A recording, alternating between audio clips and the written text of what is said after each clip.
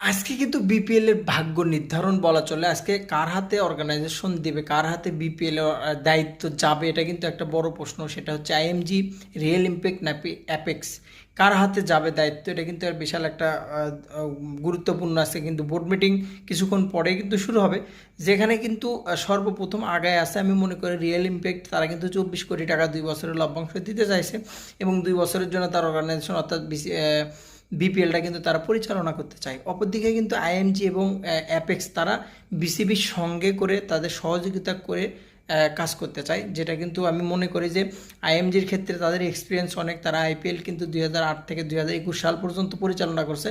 তো সেদিক থেকে আইএমজি বাংলাদেশে মানুষের চাওয়া।